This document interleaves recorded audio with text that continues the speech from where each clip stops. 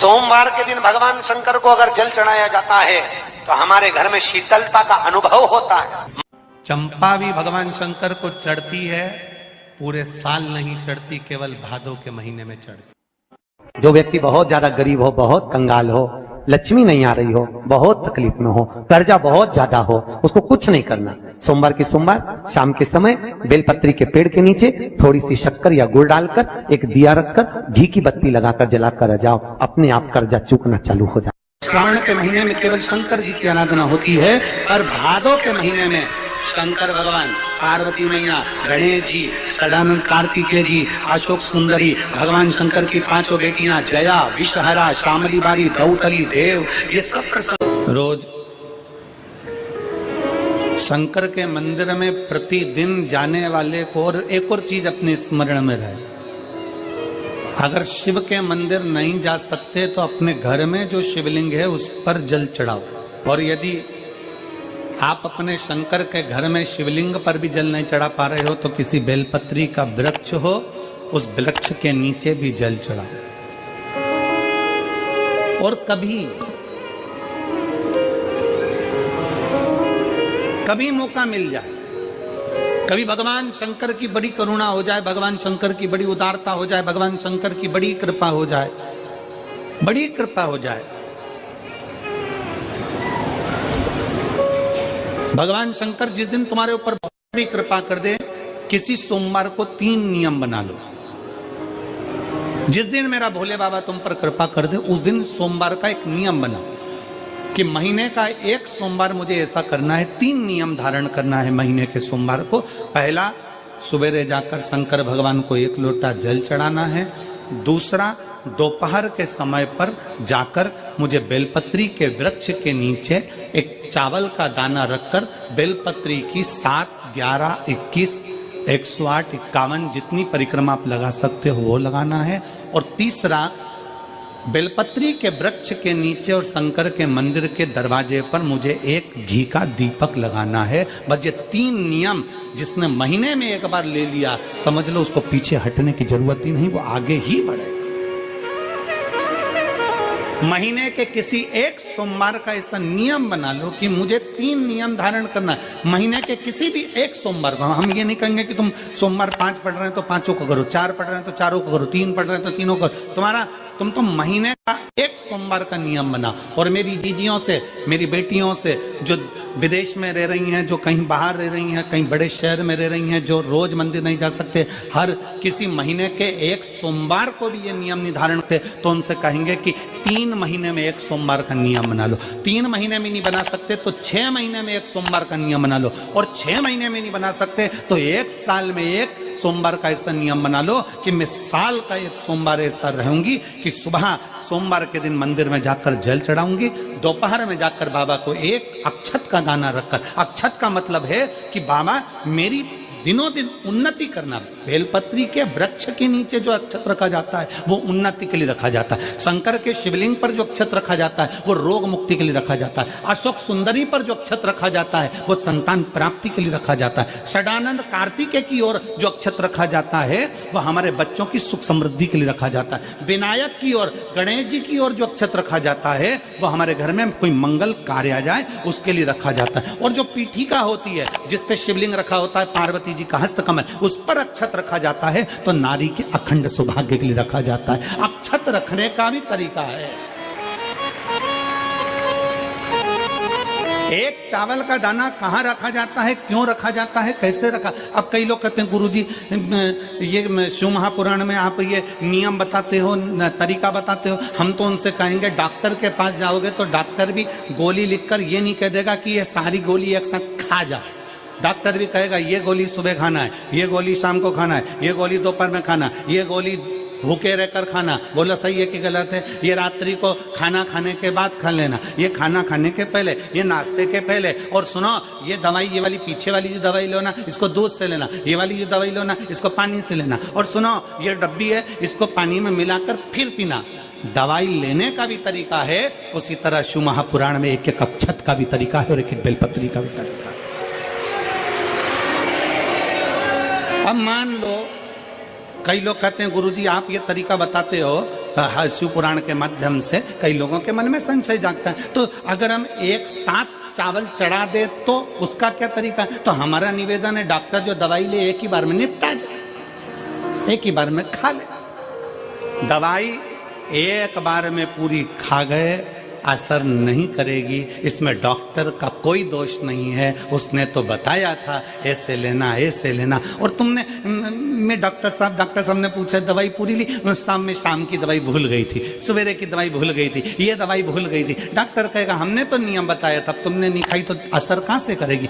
तुम असर कब करती है? जब हम पूजन के तरीके को जान जाए, जब हम अर्चना के तरीके को जाए। आप साल भर का एक सोमवार निकाल लो, 6 महीने का एक सोमवार निकाल लो, 3 महीने का एक सोमवार निकाल लो, महीने का एक सोमवार निकाल लो, अपने से दिल में बन जाए तो एक सोमवार ऐसा निकालो जिसके 3 नियम धारण हो। पहला, उसी सोमवार जिसको कर रहे हो उस दिन सुबह जल चढ़ाना। दूसरे, दोपहर के समय पर जाकर बेलपत्री के वृक्ष के नीचे एक चावल का दाना रखना, और परिक्रमा बेलपत्र की जितनी तुमसे बन जाए, जितनी तुम्हारे शरीर की कैपेसिटी हो, जितना तुम्हारा शरीर चलते बन जाए।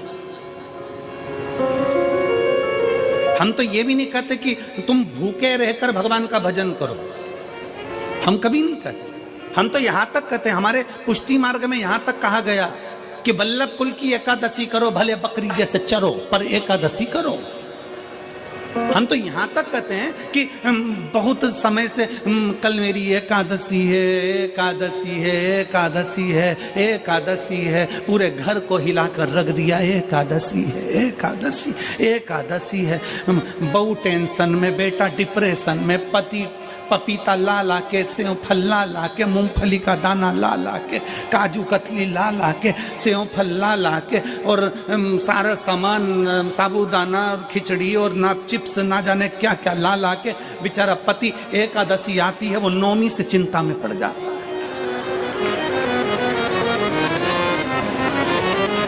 हम तो ये भी नहीं कहते कि तुम व्रत बहुत भारी करो, तुम व्रत उपास भी बहुत टेंशन वाला करो, ना ना ना।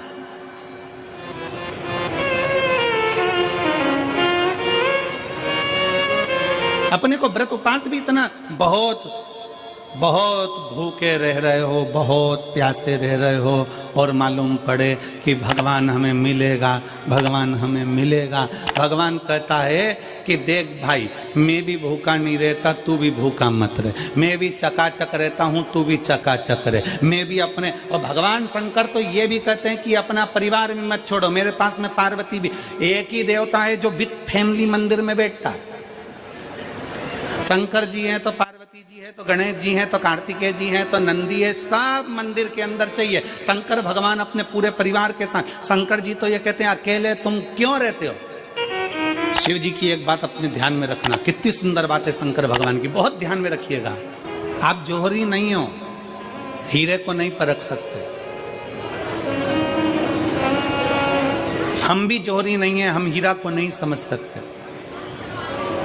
पर भगवान शंकर ने पृथ्वी पर जिसको जन्म दिया उसको जौहरी बनाकर पैदा किया है, उसको जौहरी बनाकर भेजा है कि आप भले हीरा को न समझो चलेगा, पर अपने नजदीक में कोई दुखी है तो उसकी पीड़ा को जरूर समझना। भगवान शंकर कहते हैं उसकी पीड़ा का स्मरण रखना।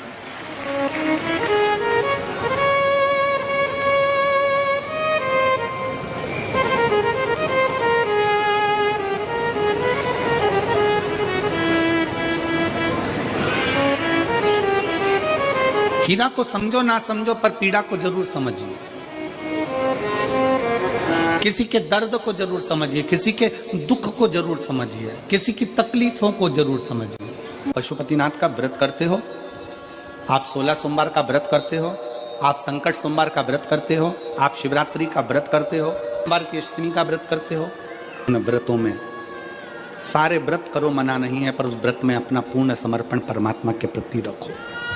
केवल खाना छोड़ा है, अन्न छोड़ा है, भोजन छोड़ा है, और दिन में सुबह से लेकर शाम तक 2-3 बार तुमने कुछ ना कुछ पाया है, वो व्रत हो सकता है आपकी दृष्टि में, पर हमारी दृष्टि में व्रत कौन सा है? शिव महापुराण की कथा कहती है कि सुबेरे आपका व्रत चालू हुआ, दूसरे दिन ब्रह्म मुहूर्त तक जो आपका व्रत आपने रखा है, भगवान का जो व्रत कर रहे हो, उस व्रत में एक बात अपने अंदर उतार कर रखो कि इस दिन मैं अपने मोबाइल का त्याग करती हूँ। पूरे दिन मैं मैसेज नहीं पढ़ूंगी, मैं देखूंगी नहीं, मैं अपशब्द नहीं कहूंगी, मैं जानूंगी नहीं। दूसरा, आज के दिन मेरा व्रत है। आज 1 महीने में, 15 दिन में, 2 दिन में, 20 दिन में मैंने अगर किसी से भी अपशब्द कहा होगा, आड़ा टेढ़ा कहा होगा, तो सबसे पहले आज व्रत वाले दिन मैं उसको सॉरी कहूंगी, क्षमा मांगूंगी और अपने हृदय से लगाने का प्रयास करूंगी। व्रत है। व्रत का तीसरा अंश, आज मेरा व्रत है, मैं आज के दिन किसी को भी अपशब्द नहीं बोलूंगी, किसी के लिए आड़ा टेढ़ा नहीं बोलूंगा। आज जितना बन सकेगा मैं सात्विक जीवन जीऊंगा। चौथा, आज मेरा व्रत है, आज के दिन मैं झूठ नहीं बोलूंगी, ना झूठ बोलूंगा सुबह से लेकर शाम तक। और 5वां, आज व्रत वाला दिन है, जितना फलार मैं करूंगी उसका पैसा जोड़ूंगी कि 15 रुपए का मैंने साबुदाना खाया, 10 रुपए का बटाटा खाया, ये खाया वो खाया, सारा हिसाब लगाकर 55, 60, 70 रुपए जितने होते हैं उसमें से एक अंश निकालकर मैं उसका एक भाग किसी गौशाला में जाकर गाय को चारा जरूर दूंगी। आपका व्रत, आपकी साधना, आपका तप, आपका बल, आप कैसा कर रहे हैं? केवल भूखे रहने पर भगवत पद की प्राप्ति नहीं होती। शिव महापुराण की कथा कहती है कि भूखे रहने से भगवान की प्राप्ति नहीं होती। शिव पुराण की कथा कहती है भगवान को पाने की भूख बढ़ाने से भगवान की प्राप्ति होती है। भीतर से परमात्मा को पाने की भूख बढ़ाइए, भगवान को पाने की भूख बढ़ाओ भीतर से।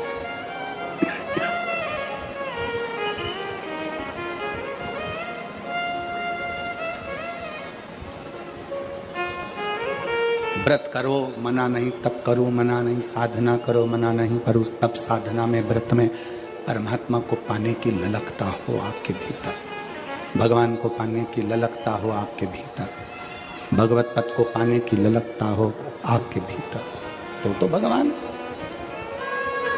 महापुराण की कथा एक बड़ी सुंदर बात कहती है, व्रत आप करते हो, उपास आप करते हो, नियम आप लेते हो, पूरा किसको करना पड़ता है? तुम्हें नहीं। व्रत आप करते हो, उपास आप करते हो, नियम आप लेते हो और पूरा देवाधिदेव करते हैं, भगवान शंकर करते हैं। बस इतना जरूर याद रखें कि जैसे कुछ प्राप्त हो भी गया तो शिव को धन्यवाद देकर शंकर के दरवाजे पर जाते रहना, यह हमारा कर्तव्य है।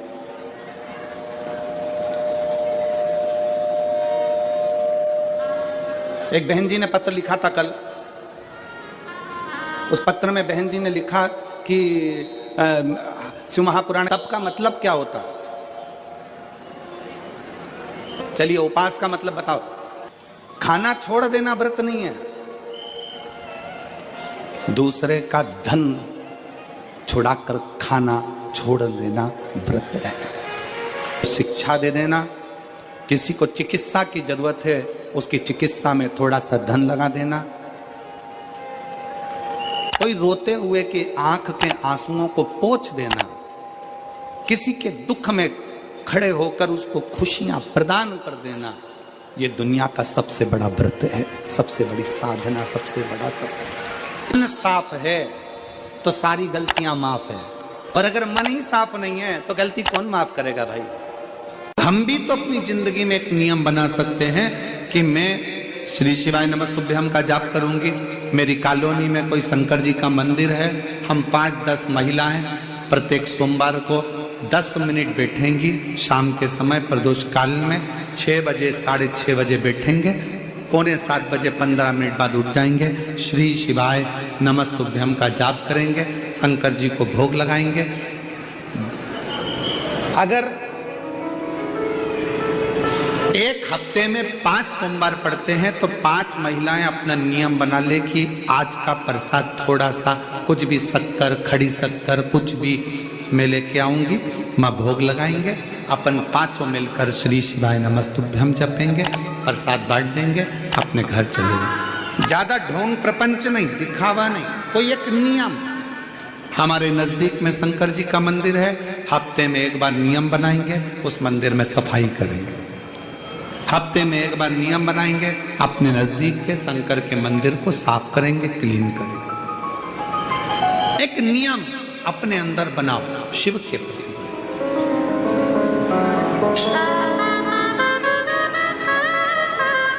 अपने भीतर जब हम नियम बना लेते हैं कि श्री शिवाय नमस्तुभ्यं जपना है, शिव को एक लोटा जल चढ़ाना है, शंकर की आराधना करना है, तो शिव हमारे लिए भी कोई ना कोई नियम जरूर बनाते हैं और हमारा कल्याण जरूर करते हैं। एक नियम बना, इस कथा को सुना, तुम्हारे पति को फल प्राप्त हो।